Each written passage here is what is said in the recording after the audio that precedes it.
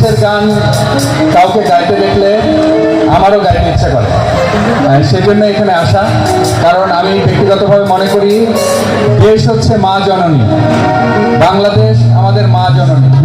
তাই দেশের গান আমরা যত গাইব তত এই দেশের জন্য আমাদের ভালোবাসা তৈরি হবে এবং এই দেশ উন্নয়নের দিকে অগ্রসর হবে।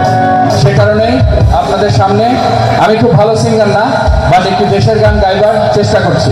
আমি এবং আমাদের শিল্পী উনি একসাথে গাইবেন।